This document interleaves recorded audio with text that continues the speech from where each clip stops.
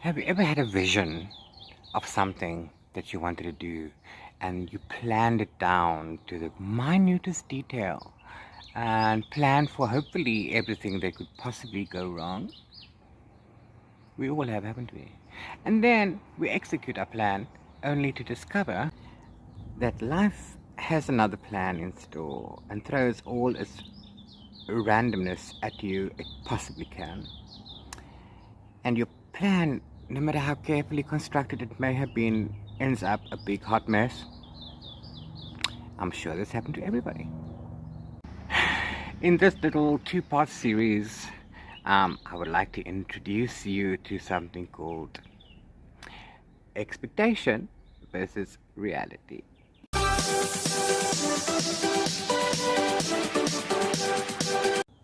Part 1. 'Cause this is thriller. It's all systems go. Hello, good morning. How are you? So good to see you again. Welcome to a new video. This is going to be just a reading vlog because it's October and it's Booktober, but I'm not a horror fan. So there are no horrors on my TBR. But I do have many thrillers on my shelf that I still need to get to, so we are making Thrilltober and not Spooktober. So it is currently Thursday the 30th of October. Yeah, and I've decided I'm going to read a week. I'll make a video for a week, and I'm going to see how many thrillers I can read in that week. And I've decided I'm going to start with something that's off of my pile of shame. Now, if you don't know my pile of shame, I talk about it in this video. I will link it up there somewhere. Yeah, so do check that out. My pile of shame, and it's the first book off of that pile of shame. One Dark, Two Light by Ruth Mancini, courtesy of Jonathan Ball. Yo, yes.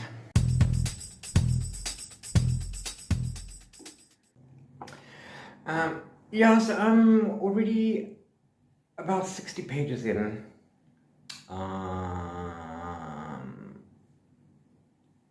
Okay, so it's more of a mystery, but it's also a thriller, but it's more of a mystery crime drama. We are following Miss Sarah Kellerman, who is a solicitor, a lawyer in the UK, and she has an autistic son. He's 5, I think, which is, for me, I have an autistic nephew, so I want to see how this is going to go. But the story is not about the son, but he's in there, so I want to see how that's going to get represented. Number 2, so she's a solicitor with an autistic son. Her baby daddy has gone a couple of years ago, disappeared.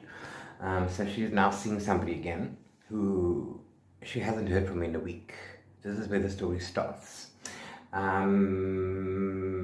while she's wondering what's happening to the new boyfriend, the old boyfriend rocks up at her door. Hi, I'm back. I missed y'all.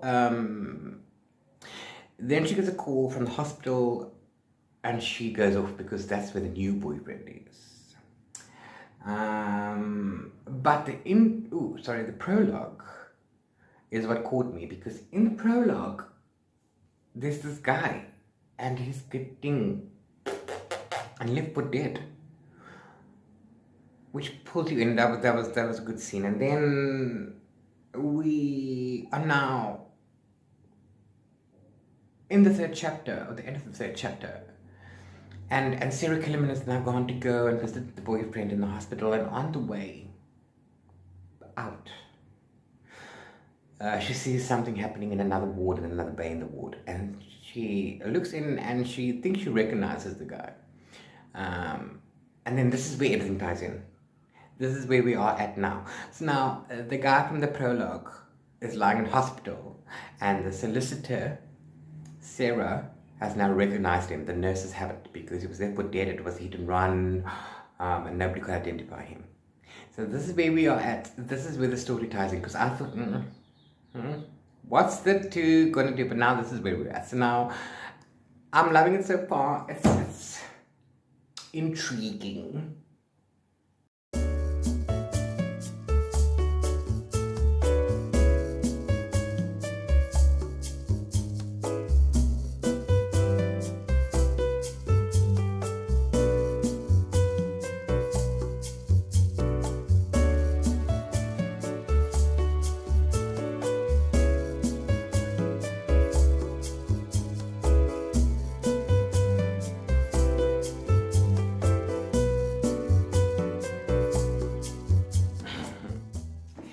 Hi, good morning. It is now Sunday, the 16th. And yeah, been reading up a storm. I didn't get a chance to record my thoughts when I wanted to over the last couple of days because, people came in for visits and stuff. So yeah, so things don't always go as planned, but I finished One Dark, Two Light by Ruth Mancini, and I absolutely loved it. Don't you love the point in the book where the title makes sense? I absolutely love that. Okay, so this is like a mystery in a mystery. Well, not in a mystery. They're like two mysteries inside, and it becomes bigger and bigger and bigger. And it's awesome. It's awesome. I do feel a little bit slow sometimes, but very few parts are slow. So, and yes, Sarah Kellerman can be annoying. Sarah Kellerman is our lovely lady MC, and she's a lawyer or a solicitor in the UK. And things happening in her life, shame. Yeah, so she's defending a 15-year-old black boy. She's a divorced mom of a 5-year-old autistic boy. And she's defending this 15-year-old black boy. He's a client, and then all of a sudden her ex comes back into life, the baby daddy. Yes. Which throws a spanning in the works, but she's also dating a new bloke. That's how they speak in English in England. A new bloke, Will. Yeah. And so Andy, the ex, his timing is terrible. But anyway, so something happens to Will, and she has to go to the hospital. And while she's with Will, she sees someone else in the hospital whom she recognizes. And by asking questions, she finds out that and nobody knows who he was. So she provides the information, and this is where things start, and it becomes complicated. But this poor woman, oh, I love her. She's lovely, and I love the fact that she has an autistic son. I love how she's seeing the world through the eyes of her son, because the son has taught her patience, the son has taught her perspective, the son has taught her so many things.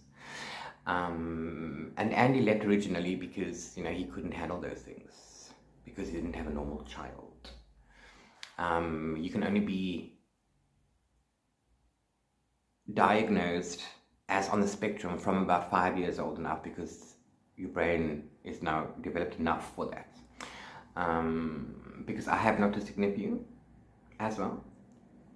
So I know a little bit about it. Not too much, unfortunately. I do need to brush myself up. But there's a part in the book where Sarah and Andy and Ben are in the car. Now Andy's been looking after Ben, who's the autistic boy, for a while. So now he's getting used to it, and he's come to grips with himself that he can handle this, which is why he's come back. And there's a moment in the car where instead of playing nursery rhymes, as usual for Ben. And he played Ed Sheeran of all things. I don't recall which song exactly, but Sarah is complaining that it shouldn't be la la la la, when all of a sudden they are hearing that Ben is singing along to the song. So that was such a lovely moment, because I know how people feel when that happens, is that he's now, it's just amazing. And then that he knows the song, that he's broken from his normal thing, and that he's interacting in a way. It brings him out of his world into our world, and we connect for a moment on the same thing, which is just fantastic. Okay, I love that part. Okay, but that's not even what the book is about. I'm digressing. This is a crime mystery.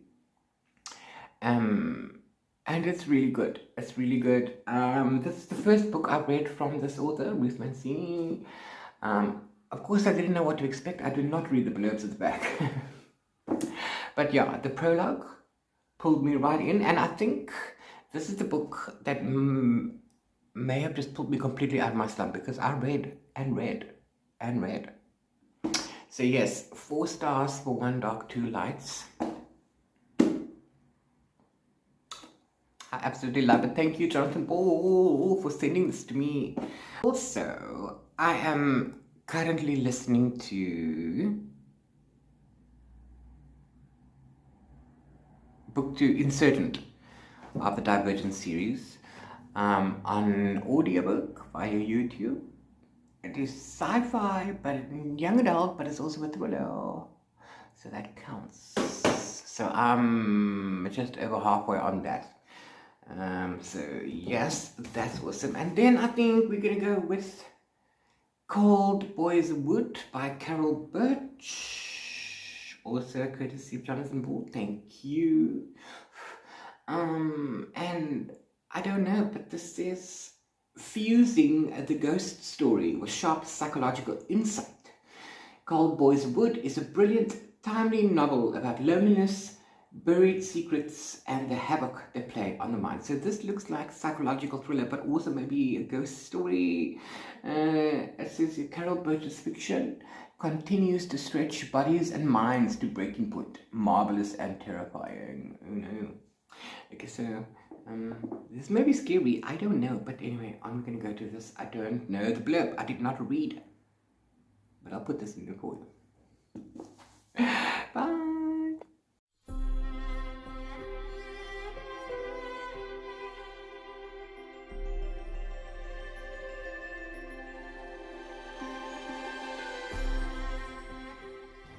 And then life says hi.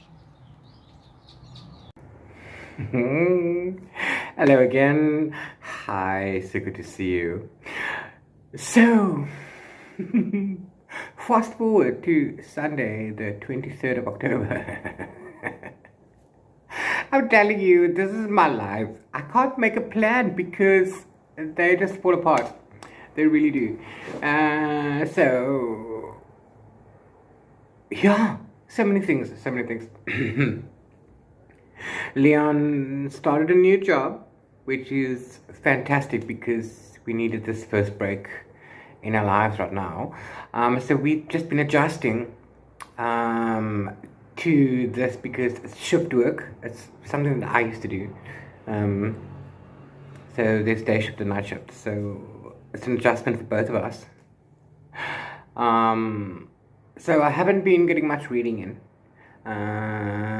I have finished listening to Insurgent by Veronica Ross, which isn't a thriller because it's dystopian sci-fi, which is fine. Of course, this was my first audiobook that I listened to without having read the book beforehand. I did watch the movie, obviously, watch the movies before I knew there were books, and that's why my eyes came to the books. Same with Maze Runner, same with Hunger Games. So those I didn't read before. I got Divergent, I've read Divergent. I haven't gotten Insurgent or Allegiant. But yes, I was a bit worried about listening to a book because sometimes you lose focus. It happens because in and out. But it wasn't bad. It wasn't so bad, and also you can double tap back for 10 seconds, so that's cool. Yes, I enjoyed it. I didn't particularly enjoy the girlie that was reading the book, but then again, it is a young adult book, so it makes sense for a young adult to read it. But that's just my choice. I give it 4 stars. Yeah. And then I was about to start Cold Boys Wood by Carol Birch. I was struggling to get into it. It took me some bit of concentration to get into it. But while I was struggling with that, I read 90s Girl Cult Season 1 by Kristen S. Walker. Okay, now the story behind this is that I was on book tour for this on the 21st of October. So obviously I had to read that one first. It's not a thriller, but it is a witchy novel, so it's appropriate to the season. Now I was approved for physical copy of the book, which is great, but I also received the ebook, the Kindle version. The author sent the book via Amazon. That was all going fine. And then at some point the author just got the book back from Amazon. There was no reason. So yeah, I'm waiting for the book because it's now on the last week and so, and now 3 days before, when I get an email to say that this happened, and I no longer need to worry about being part of the tour, since it's only fair that I didn't get the book, which was nice. I appreciate that. It's lovely. I wanted to actually read the book because I decided, look, if I'm not going to get the book in time, I'm going to read the Kindle just in time for the tour dates. But then things happened and I got busy, and then the days just fly by. It's true, my days just fly by. And then when I looked again, it was the 20th of October.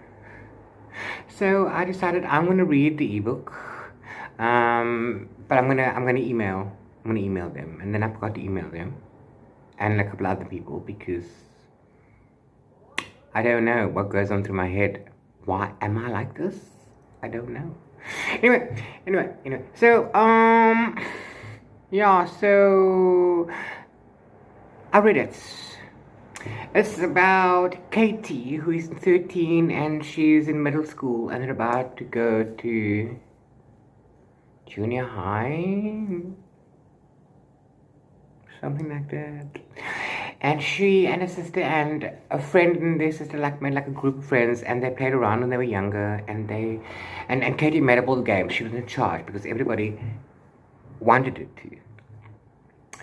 So at some point they made up a witchy game, and she got books out of the library and she copied down all the spells into her notebooks and made all spells for herself and la la la. And then years later, her first boyfriend,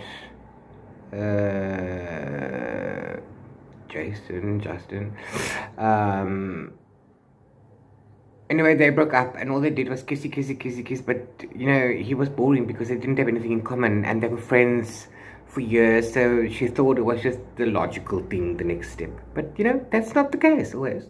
Not most of the time anyway either. So and then he spread some vile rumors. He started calling her a slut at school. So yeah.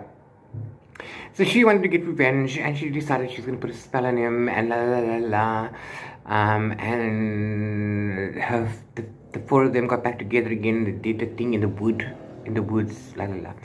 So it was fun, and then of course they were only going to do a binding spell, so she doesn't talk nonsense about it anymore. But then turns out that He was in a car accident and his legs were crushed or whatever, or broken. And he was out of school. So they find out they've got powers, etc., etc. Now, the book is short. It's 180 pages. It's written in a diary style from Katie's POV, which isn't a bad thing. But remember that we are talking about a 13-year-old. I haven't been a 13-year-old in a long time. I also don't know any 13-year-olds. And I don't associate with people who have 13-year-olds. I do, but I mean, I don't associate with the 13-year-olds and they're never there when I'm there. So, okay, that's fine. Then the entire book is like a playlist because each chapter has a music, as a song heading, as a song and an artist and a mood. I thought that was a nice touch. It's fun. Okay, and that's where it was fine. I was reading it and then it's like, okay, I'm bored. And then I was reading some more and it's like, where is the witchery? Because this is all about how I'm feeling, how I'm betrayed, all that angsty crap. It's like school stuff, junior, middle grade. We in this country don't have that, so it's all confusing for us. But anyway, yeah, so it's more of that than any spell stuff. And then I'm reading a little bit more, and I'm trying to find ways to put a positive spin on my review. And about 80% I just gave up. I'm sorry, but I just gave up. So because I can't, it was long. It was taking me a while to get there. And you know what? I'm so glad. I'm so glad that I didn't have to be part of the tour. And I'm not going to anyway because I don't like having bad things to say about a book. It's not a bad book. It's not age appropriate for me. I can't relate at all. So I just don't. I want things to happen. That's what I want. I don't want her talking to herself about how much revenge she wants and how badly people have treated her and la la la and how she doesn't want to be called stuff. And every time somebody does her wrong, by the way, she wants to cast a hex. Typical. Right, so so I got to about 80%, and then I put that aside because I didn't but now another there. On Goodreads, I'm part of a group where we have readathons, and most of the time we have a 10-day readathon on the last 10 days of every month. So on the 22nd, I saw the email that was sent out on the 21st late that we're going from the 21st through to the 31st. So cool. Which means I'm going to focus and get some books done on that one. Now, as you can tell, this video, the concept of this video has gone downhill. The week is a long time past. But things have happened, and of course, there's load shedding. So there's always other things that we need to do, and we have to rush with it. And I can't do anything else when there's load shedding. I mean, look, I'm sitting by the window with the last light of the day. There's been people around. I can't be rude and say I need a video and then go away and let them sit by themselves all the time. We had my nephew staying with us for a while, so I had my great nephew, MG, his son, overnight here last night, and it was fun. That was fun. So, But life goes on. We are now past 1 week mark. So I have decided to make this. I will read thrillers for 2 weeks and then end this video again on Thursday. Or Wednesday, Thursday. Wednesday, Thursday. In the meantime, it's already almost 2 weeks, 12 days since I put up a video. 13 days since I put it on my channel. And this one is still going to be done maybe a few days after that. So I need to also take the time and make a video, but I have absolutely no idea what to do. I mean, this video would have been up by now if all went to plan. I think I'm going to maybe go with my November TBR because Readerson is again. There's another leg happening in November. I don't want to set myself a TBR, but I do want to participate. There's a photo challenge as well, so I'm going to try and take some of the things that I want to do from my goals, whatever, and then I'm just going to read as ever I want to, and then put it in. I'm just going to see if there's anything in what I currently want to read or I currently have plans for. Anyway, I'm going to do that. Okay, so I am now currently on Cold Boys Wood by Carol Birch. And honestly, I have no idea what this is about. Firstly, I was struggling to get into it. I had to concentrate on the reading. Look, the writing is lovely. I actually once I've gotten that, and I'm now into it. So now it's fine. I can, but the beginning was very confusing for me. The writing is nice, although I don't know. There's just something. I don't know. There's just something that I don't like. How can I say something is lovely and then say I don't like something, even though I do like it? I can read it, but there's just something about it, the way she says certain things, I suppose, or there's lots of disjointedness in a writing that's supposed to be connected, like her thoughts. If she thinks that everybody thinks that way, then I have a problem, because this is how she's writing. Okay, they say this is marvelous and terrifying. Now I'm already 125 pages in, and all we have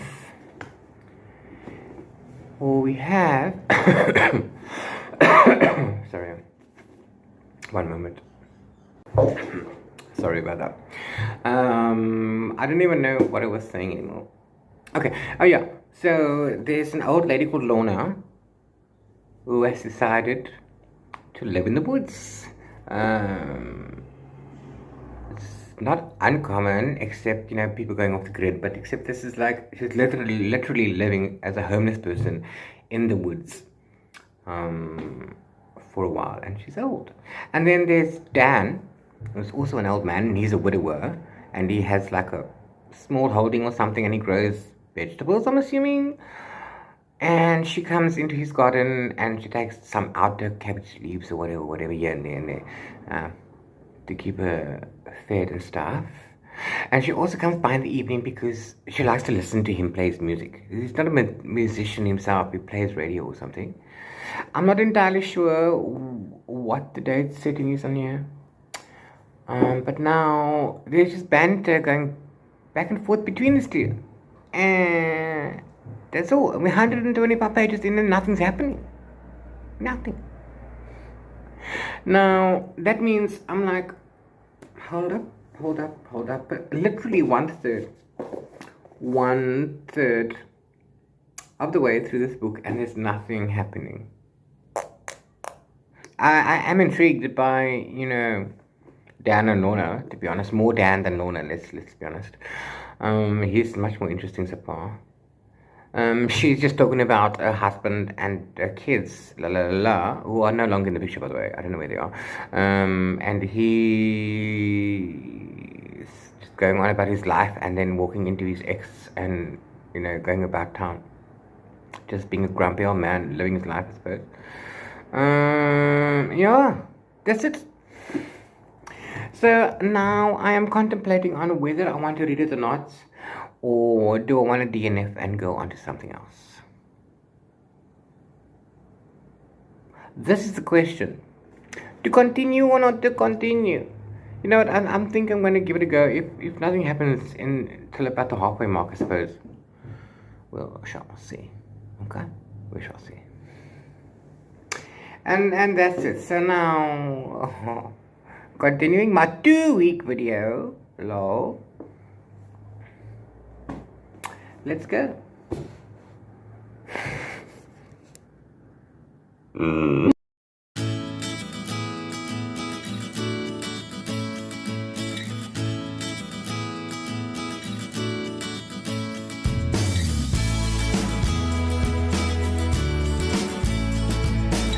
I'm sorry?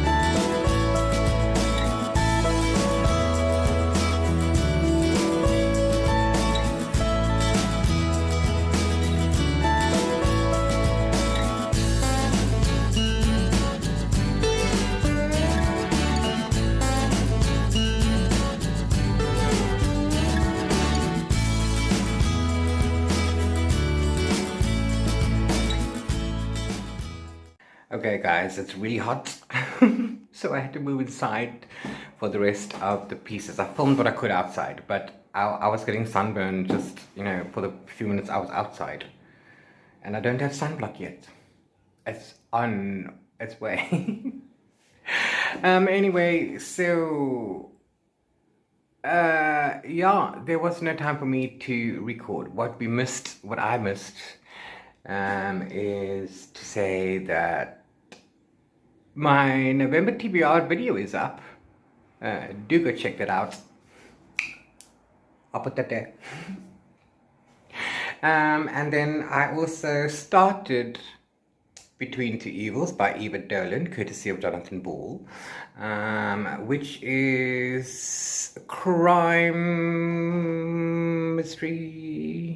thriller, about Detective Sergeant Ferreira and Detective Inspector Zijic, who is now investigating a murder of Dr. Joshua Ainsworth, who was a physician at an all-female detention center, not like a prison, but not for criminals, for people who have violated their visas or their visas have expired and so on and so forth. So they go there while waiting for their things to be processed, etc., etc. And he died. So now they're busy investigating that. Now, I've gotten 46 pages in. 46, yeah. It's really slow going. And I don't know if you can see, but the words are teeny tiny, you guys. Teeny tiny. And it's almost 500 pages long. So, I didn't quite expect that. Anyway, I didn't get time to read much. And then Thursday was finished. And then I was supposed to end the blog on the Thursday, and then tell you about the plans for the last 3 days of this 10-day readathon. And then that would then segue into my next video. But that one also went awry. Hence the idea for this 2-part series, in my hopes to recover the unrecoverable. Anyway, it is what it is. Yes, so I hope you enjoyed episode 1 of expectation versus reality. Please leave your comments down below. Tell me what you thought about it, and any incidents where you had your own examples of expectations versus reality. I'd love to know. Hit me up down below in the comments. Please tune in to episode 2 to see what else can go wrong. Until then, bye for now. Mwah.